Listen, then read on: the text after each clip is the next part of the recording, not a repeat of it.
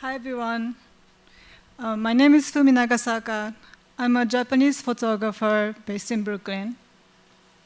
I like to think my photography blurs the line between documentary and fine art. I have made 4 books, and for the last several years, I have been photographing the US. Today, I'd like to talk about why I photographed the US. When I was a kid, I would watch American movies and basketball, and I always saw America as a place that was full of dreams and freedom. Japanese culture can be rigid and strict, so I always found American culture very alluring, and in the early 2000s, I left Japan and moved to New York. When I came to New York, I had no idea what I wanted to do, and it was actually here that I decided to become a photographer. I was a big fan of Street Magazine growing up, which was a Japanese magazine that focused on street style outside of Japan. Before social media, this was the only way to see this sort of thing. So I wrote to the editor-in-chief, and I said, I'm not a photographer, but I would like to take pictures if you need any pictures from New York. That's how I got the job and became a photographer. Here are some images from Street Magazine. I worked for them between 2002 and 2006. It's kind of funny to show now, but it is a very important part of my career.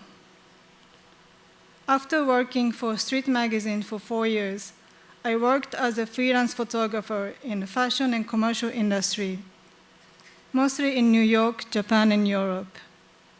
Here are some images of my fashion work. I also did a lot of castings for my own shoot. The ladies on the left were for fashion editorial, and the stylist and I found them at the church in Harlem.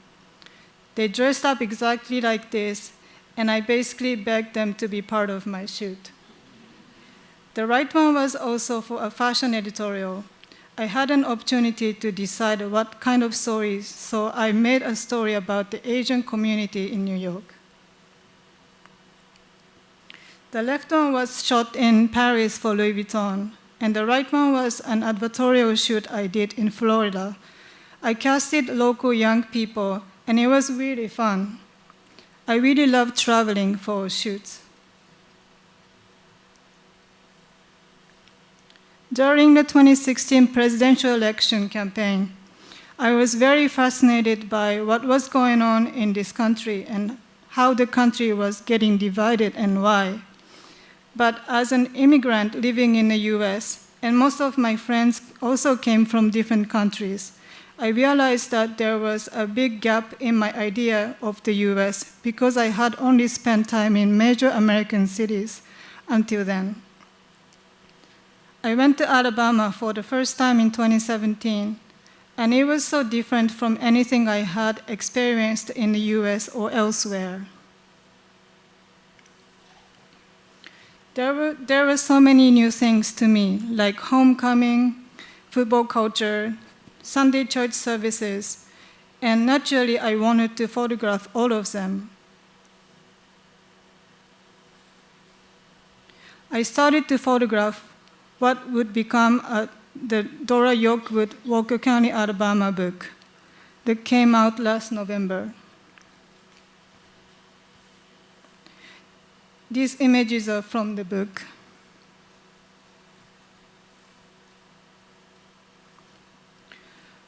One of the things I found fascinating during this trip was the difference in viewpoint between myself and the people who lived in the towns I visited.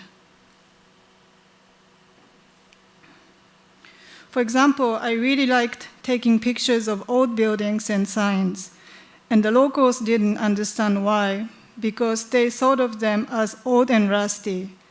I thought they were nostalgic and charming. Also, as I live in busy, noisy, dirty New York City, constantly dealing with the stress of surviving as an artist for a long time, I really enjoy the slower pace of life and appreciation for small things. I also fell in love with the magical, beautiful natural light and colors. I think I shoot America with Japanese people in mind because most of them don't know anything about small towns in the US, similar to how I was before visiting. But all of this has really been an experience for me, and it's an experience that I'm still in the process of, and I'm still discovering new things about the country and society. Photography is a tool for me to learn things and meet people. My life experience through my lens is impossible to describe, but working on personal projects, including going through all the processes, always brings me back to how and why I started to take pictures. I've always questioned the dynamic between photographers and subject. Photographers are supposed to direct people, but we don't need to have an attitude towards anyone. I always consider myself on the same level as my subject and treat them with respect. That's very important, especially with documentary photography, when you're photographing ordinary people who have never been in front of a camera.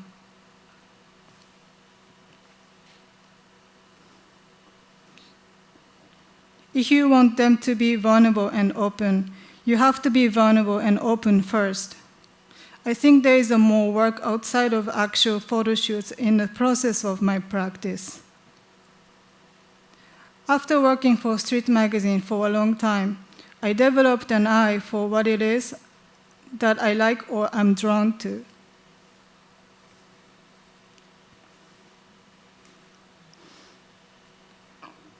When I find someone interesting that I want to photograph, I tell them what I like about, and I ask if I could photograph them. This could be many different things, like what they're wearing or their haircut or anything visually. The lady on the left was Dolly Parton's impersonator, and the guy on the right was Elvis's impersonator. They're actually a married couple, and I met them at the local church.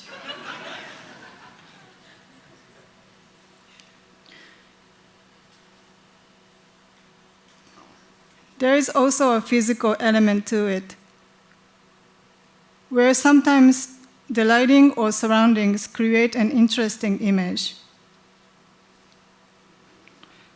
This is from my ongoing project.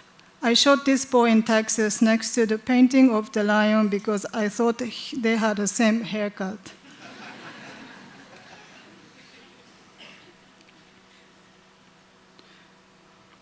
I see myself as a storyteller, and even though my projects are documentary, I often put a lot of thought into how to compose the whole image, and I will direct that if I can. For example, instead of capturing everything I see in front of me, I will adjust a setting or a situation to photograph the moment. So it's between documentary and fine art. These 3 pictures were from my project about a high school marching band outside of New Orleans. I fell in love with the marching band culture in New Orleans and photographed them during Mardi Gras for several years. I ended up marching with the band at the Mardi Gras parade, but holding many cameras instead of an instrument, and trying not to get kicked by them during their acrobatic performances. Also, because I was shooting with analog cameras, I had to ask the kids to work with me while marching, like timing their jumps or keeping distance between us. It was quite hard, but such a special experience as well. When I work on my personal projects, I don't always necessarily have clear directions until the end, because things change when you're working on them for years. Every time I go home and scan all the images, It makes me realize different things and spawns new ideas. You realize what's missing, then it will give you direction for next time you shoot. However, I always imagine having the images hanging on the wall at the exhibitions or in photography books.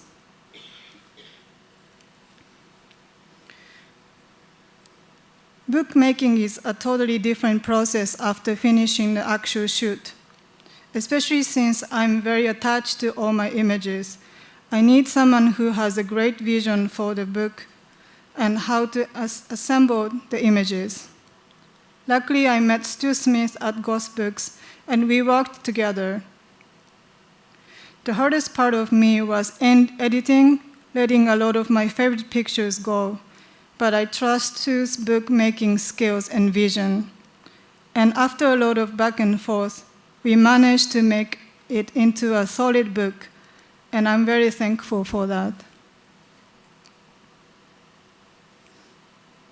I made a dummy book, and I actually had a different working title until we started to work together.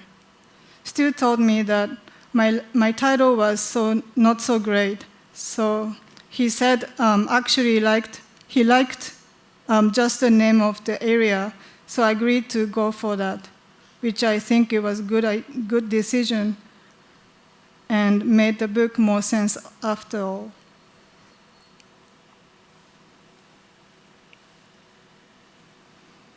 This was the process of the book printing of Dora Yerwood, Walker County, Alabama book. We printed at EBS in Italy. The whole process of book printing is really fun. I was there in July, so it was kind of like a summer camp to me. I worked with many professional people there, and it was very touching to watch people working on my book. We went through from color correction of each image to the cover decision. I wanted the cover of my book to be red and the title to be light gray because Alabama is all about college football, and I wanted my cover to be like the color of the logo of University of Alabama football team. So I chose the closest color from the color samples. In the beginning, we had the title bigger, but I felt that it would look a little too dramatic for a book of documenting little moments of a small community. And I wanted this book to be focused on the story and community, not myself. So I thought a smaller title would fit better and still respected my idea. This is the result of my book. I'm happy with how it turned out. I have done some exhibitions and book talks, and more events are coming. I really enjoy those opportunities to show my work in person. Photography is something that I use to express my vision and tell stories. It is a tool that allows me to connect with people and tell their stories. When I first came to the US, I couldn't speak English well.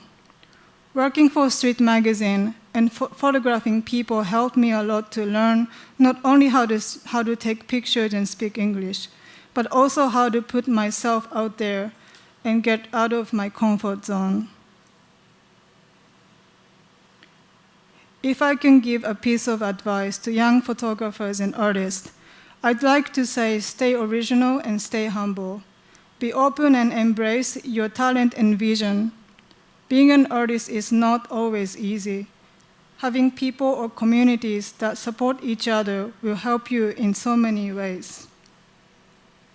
Thank you so much.